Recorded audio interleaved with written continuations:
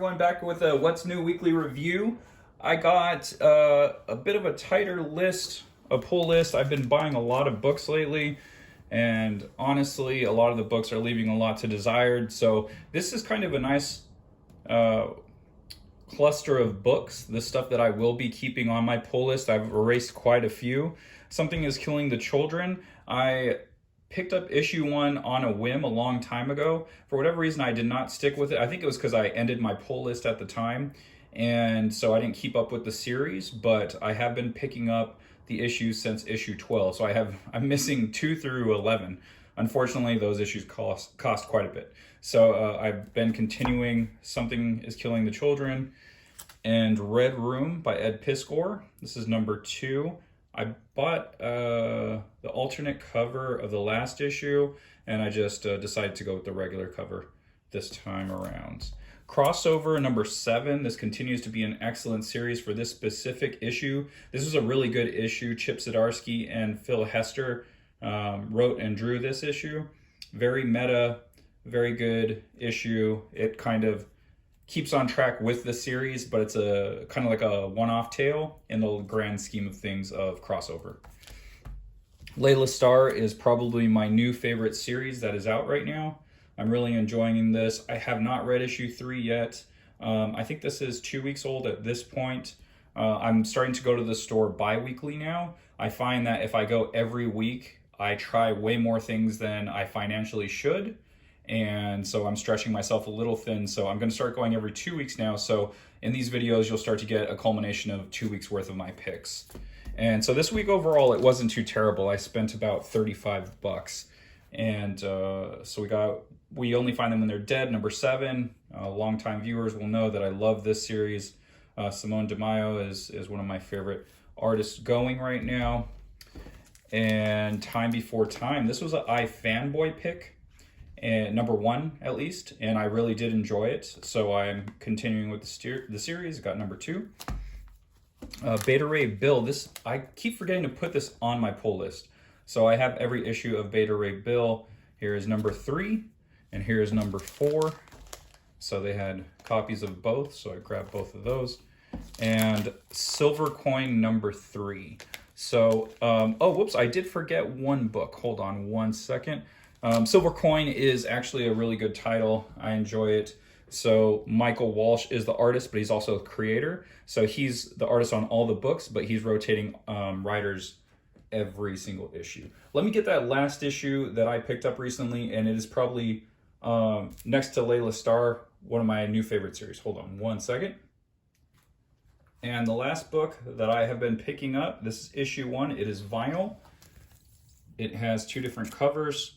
This is a great book. I love this book. It was very entertaining. It's a pretty quick read, but the art is beautiful and the storyline is very, very, very interesting. So if you haven't picked up vinyl, I recommend doing so.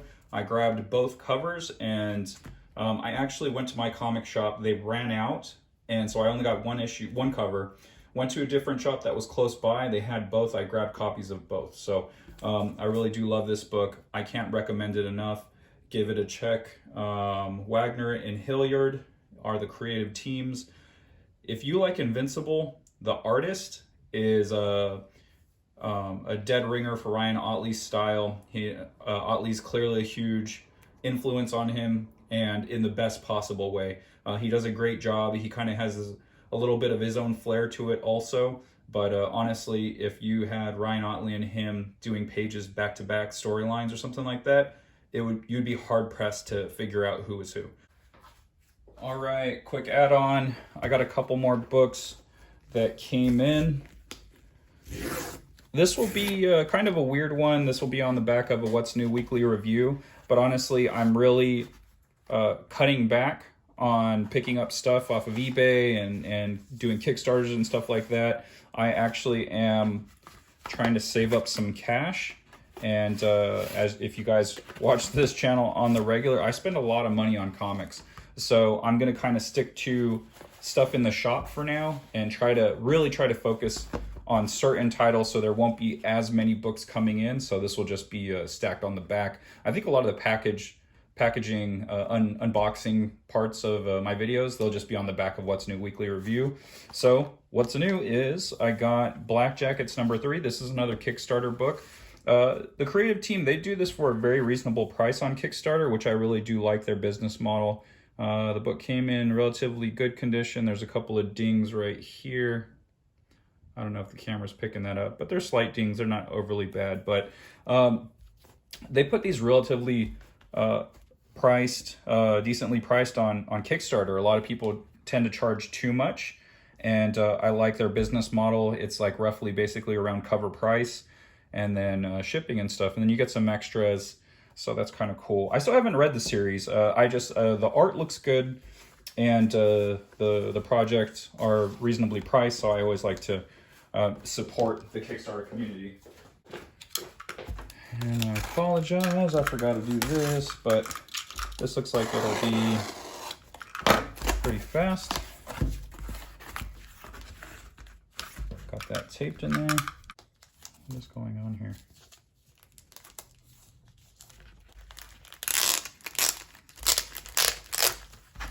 Okay, so this is like a bag within the bag. All right. Okay, so this is another copy of Invincible 120. I think I have 5 of this now, so I think I might be stopping.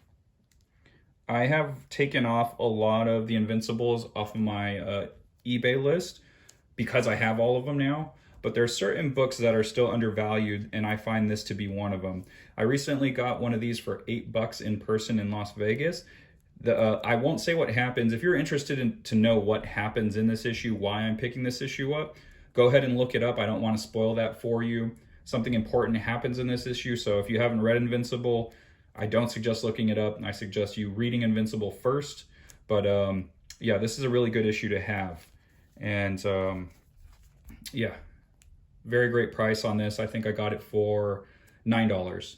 $9 on eBay, plus I think $3 for shipping. So shipping was the media rates or whatever the standard rate is to ship something out. So this was a really great deal. That's it for this week. Thank you so much for checking this out.